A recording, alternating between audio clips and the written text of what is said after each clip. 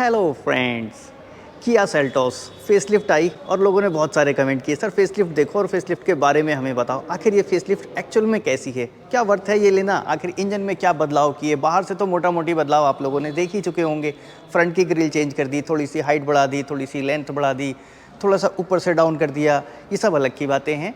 Main चीज़ें हैं engine setup कैसा है, वो मैं आज की वीडियो में आपको दिखाऊंगा। अंदर से गाड़ी बैठने में कितनी प्रैक्टिकल है, कितना कंफर्ट फील कराती है, ड्राइविंग कंफर्ट क्या होगा, कोशिश करूंगा वो सारी चीज़ें आज की वीडियो में बताऊं। तो चलो स्टार्ट करते हैं वीडियो। देखो, ये किया की चाबी सेम वैसे ही है जैसे आपको कैरेंस में या पुरानी सेल्टोस में मिलती थी। छोटे छोटे बदलाव हैं, कुछ अलग से बाहर से देखने में आपको तो फील हो रहे हैं। फ्रंट में बदलाव ग्रिल का है, ये देखने वाली चीज़ें हैं। एलईडी लाइट थोड़ी सी चेंज कर दी है और एलईडी के पीछे इसका सेटअप भी बनाया है, थोड़ा सा इसकी रोशनी तेज़ है। डायमेंशन थोड़े से बढ़ा दिए इन्होंने, लगभग 4-5 इंच बढ़ी हुई है गाड़ी, 100 mm एक्स्ट्रा है। दूसरी नई चीज़ ये हैंडल्स थोड़े से अलग हैं, पीछे से थोड़ी सी बढ़ी हुई है, इसकी वजह से आपको डिग्गी थोड़ी सी बढ़ी हुई दिखेगी। और साथ में कनेक्टेड लाइट अब तो हर गाड़ी में ये लोग दे ही रहे हैं। ये ऑप्शनल मॉडल है इसका, HTE ऑप्शनल, तो डिग्गी अच्छी खासी बड़ी है। नीचे स्पेयर व्हील, हाँ स्पेयर व्हील दिया हुआ है। क्वालिटी नो डाउट कहने की बात ही नहीं है, मारुति से अप है। पैसे भी ज़्यादा हैं तो अप तो होगी ही। बीच में इस चीज़ का स्पेस थोड़ा सा बढ़ा हुआ है। एक बार इस सीट को फ्लैट करके देखेंगे, 60-40 फ्लैट हो जाती है। और HTE जो इसका सबसे बेस्ट वेरिएंट है उसमें 60-40 नहीं है, ये ऑप्शनल में है। फ्लैट तो अच्छा खासा हो रहा है, अगर मैं यहाँ लेटना चाहूँ तो लेट सकता हूँ, फ्लैट बेड बन जाएगा। मैं देखो लास्ट टाइम लेटा था विक्टोरिस में, याद होगा, मेरा ये सिर टकरा रहा था, इसमें मेरा सिर नहीं टकरा रहा है। जबकि सीट अभी और आगे जा सकती है, सीट मैंने सेंटर पे रखी कि किसी को दिक्कत ना हो। लेकिन हाँ, कैरेंस में थोड़ा सा इतना और एक्स्ट्रा होता है। पीछे देखो जूते मेरे कहाँ तक हैं, दिखा दूँ आपको। ये देखो, ये डिग्गी बंद होने की जगह है, यहाँ तक आ रहे हैं। कई बार हमें रास्ते में बच्चों को लिटाना भी पड़ता है, कहीं गाड़ी खड़ी कर रखी है, हमें काम है, तो बच्चे इस पे गद्दा डाल के सो जाते हैं। कोई अलग से बेड लगाने की ज़रूरत नहीं पड़ेगी, इसमें बीच में कोई ऐसा ऊंचा नीचा नहीं है। एक बार इसको भी डाउन कर देता हूँ, यूज़फुल तो है जी। इसके बाद इसमें यहाँ पे कितना स्पेस बचता है वो भी इम्पॉर्टेंट है।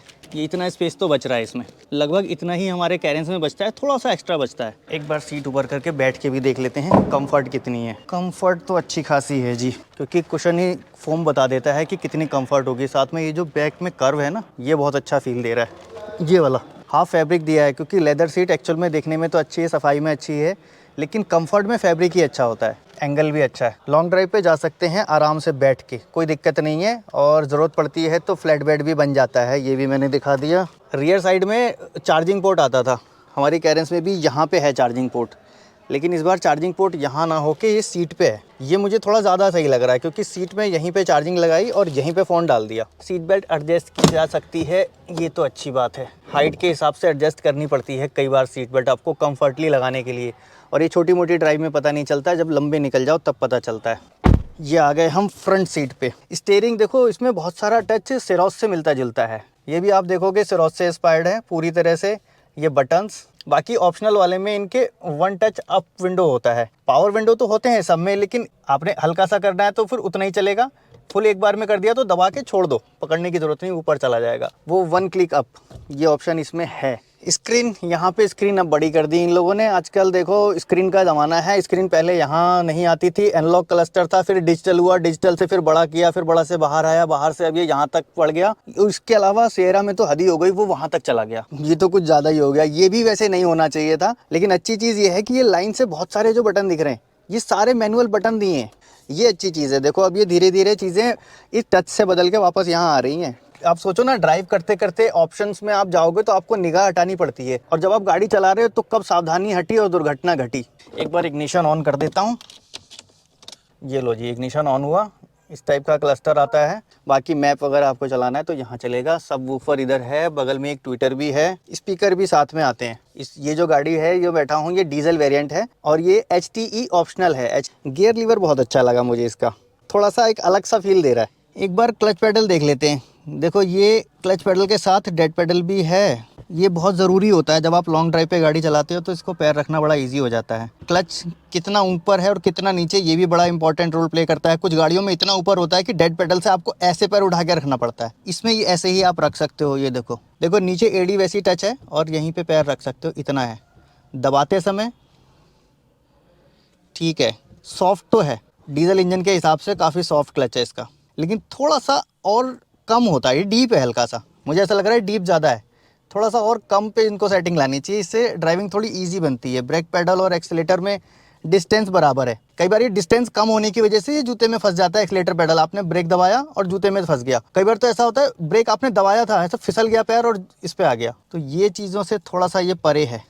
यहाँ पे भी कुछ बटन है, देखो हिल कंट्रोल, ट्रैक्शन ऑफ, साथ में हेडलाइट लेवलर का स्विच यहाँ दिया है। ये इनकी एक बेसिक पोजीशन है, ये 2-3 बटन इनके आते ही यही हैं। ये एक अच्छी चीज़ है कि चाबी दी है इन्होंने, स्टार्ट स्टॉप वाला बटन नहीं दिया। ये मुझे ज़्यादा प्रैक्टिकल और सही भी लगता है। स्टीयरिंग का भी एडजस्टमेंट देख लेता हूँ एक बार मेरे हिसाब से। देखो मैंने पैर बिल्कुल यहाँ टच किए हैं तो स्टीयरिंग बराबर एडजस्ट हो रहा है। इतना ऊपर है, टेलीस्कोपिक नहीं है, ओनली टिल्ट है। टिल्ट में भी ठीक है। यहाँ पे मैंने लॉक कर दिया। थाई सपोर्ट पैरों को बराबर मिलता है। एंगल इसका बराबर हल्का सा पीछे की तरफ है। ये एंगल हल्का सा ऐसे स्लांट होना चाहिए ऐसा, और ये बिल्कुल फ्लैट होता है तो ऐसा लगता है लकड़ी के फट्टे पे आप बैठे हो। और इसकी भी बैक सीट ठीक ठाक कंफर्ट है। क्वालिटी के मामले में और प्रैक्टिकलिटी के मामले में मुझे इनका बड़ा सही हिसाब किताब लगता है। R&D करते हैं तभी वो गाड़ी को मार्केट में लाते हैं। जो भी किया है बदलाव वो अच्छे किए हैं बदलाव। अक्सर मुझे बदलाव ज़्यादा पसंद नहीं आते, पुरानी वाली चीज़ें पसंद आती हैं। इसके बदलाव मुझे पसंद आ रहे हैं। ये वाला आर्मरेस्ट थोड़ा सा फ्लैट दिख रहा है, चौड़ा सा है। आर्मरेस्ट के अंदर ही एक 12 वोल्ट का सॉकेट है चार्ज करने के लिए। फिर टायर इन्फ्लेटर वगैरह लगाना हो तब आप यहाँ पे यूज़ कर सकते हो। इसको नीचे दे दिया, ये चलो सही किया। यहाँ पे दोनों सी टाइप दे दिए। अभी क्या सी टाइप की ज़रूरत होती है, और कनेक्टिविटी भी सी टाइप ही दे दी। इंजन वे पे चलते हैं, आओ इंजन वे दिखाता हूँ। यहाँ पे इसका लॉक है, पीछे किया सिंपल एक हाथ से उठ जाता है। इसमें क्या है, हाइड्रोलिक दिया हुआ है, ये आपका उठा लेता है और आपको ऐसा कुछ करने की ज़रूरत नहीं। बीच में ऐसा कुछ लॉक भी लगाने की ज़रूरत नहीं है, ये सिंपल आपने उठा दिया। इंजन देखो दिख रहा है आपको, ये डीजल इंजन है, 1.5 लीटर का 4 सिलेंडर इंजन। सेम इंजन है जो पहले आया करता था, और सेम वही इंजन है जो आपको किया कैरियर्स में देखने को मिलता है, या फिर ये सेल्टोस में पहले आता था। और ये इनका इंजन कामयाब इंजन है। आपको इवन हुंडई क्रेटा में भी यही इंजन मिलेगा, भले वो नाम में थोड़ा बहुत ऊपर नीचे कर दें, इंजन यही है, पार्ट्स भी यही हैं। दोनों के पार्ट्स में देखो हुंडई और किया दोनों लिखा रहता है। ये देखो एच निशान बना हुआ है, हुंडई बना हुआ है। नो डाउट इंजन सेटअप बहुत बढ़िया है, क्योंकि इंजन सेटअप में कोई बदलाव ही नहीं है। यहाँ तक मैं देखूँ तो फ्यूज़ बॉक्स की जो लोकेशन है वो भी सेम है, ECU की लोकेशन सेम है, हाइट पे है, माउंट पे जितना ऊंचा किया जा सकता है हाईएस्ट पे है। को ऊपर माउंट करने का एक लॉजिक होता है कि कभी भी अगर गाड़ी फ्लड में जाती है, पानी में जाती है, तो ये ऊपर रहेगा तो थोड़ा सा बचा रहेगा, क्योंकि ये सबसे महंगा इक्विपमेंट होता है। बैटरी सेम वही है, देखो सेम साइज़ की बैटरी है। नीचे स्टीयरिंग रैक लगी हुई है नीचे की तरफ, और इसमें इलेक्ट्रिक मोटर होती है जो मोटर आपके स्टीयरिंग के नीचे आती है। बाकी ये देखो AC लाइन जा रही है इसकी। ये आगे फ्रंट में कंडेंसर लगा है, रेडिएटर लगा है, AC फैन, स्पेस बीच में ठीक ठाक है। एयर फिल्टर क्लिक टाइप है, बोल्ट टाइप नहीं है। पहले टाटा में सारे बोल्ट टाइप आते थे, देखा होगा आपने टियागो में या टिगोर में, वो नट बोल्ट चारों तरफ लगा देते थे, वो भी ऐसा जिसका हेड का स्क्रू ड्राइवर आपके पास ना हो।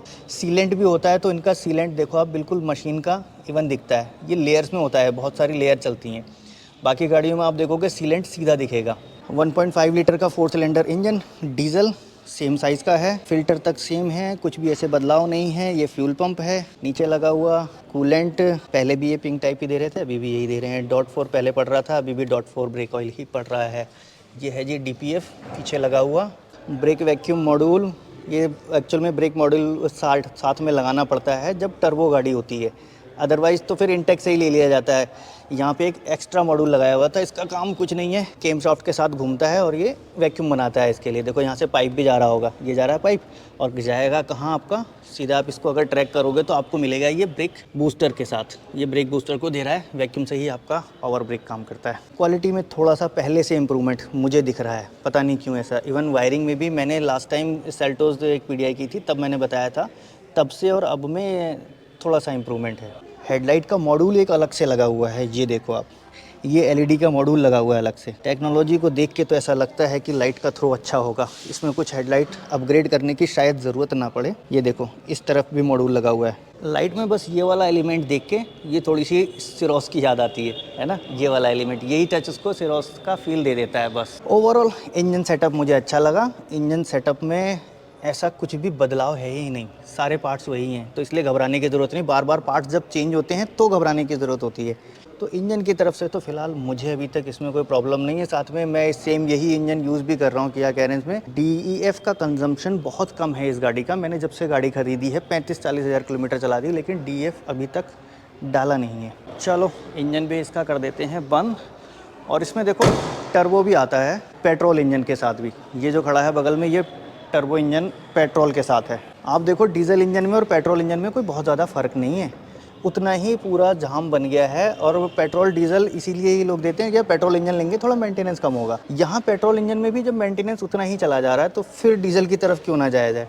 हाँ ये ज़रूर है कि इसकी लाइफ 15 साल है, उसकी 10 साल है आरटीओ के नॉर्म्स के हिसाब से। बाकी देखो बैटरी साइज़ इसका भी उतना ही है, टर्बो पीछे लगा हुआ है, मॉड्यूल एक्स्ट्रा इसमें भी लगाना पड़ा। ये देखो एक एक्स्ट्रा मॉड्यूल लगा पड़ा है ना। तो बस यही सारी चीज़ें हैं मोटा मोटी। मैं तो कहूँगा अगर पेट्रोल पे जाना है तो नेचुरली एस्पिरेटेड चुनो, और टर्बो का ही फील लेना है तो फिर डीजल।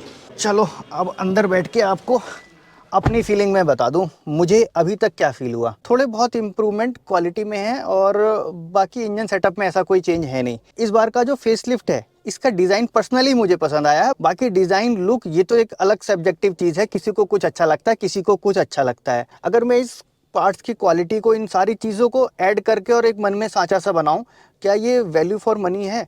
हाँ वैल्यू फॉर मनी है। जितने पैसे दे रहे हैं उतने का सामान इस गाड़ी में है। बाकी यही था वीडियो में। आज की वीडियो थोड़ी सी बड़ी बन गई, थोड़ी सी लॉ में बह जाता हूँ। अच्छी लगी होगी वीडियो तो लाइक कर देना, और कुछ बताने से रह गया होगा तो नीचे कमेंट में ज़रूर लिख के जाना। मैं मिलूंगा आपसे नेक्स्ट वीडियो में ऐसे ही किसी इंटरेस्टिंग टॉपिक के साथ। Thanks for watching.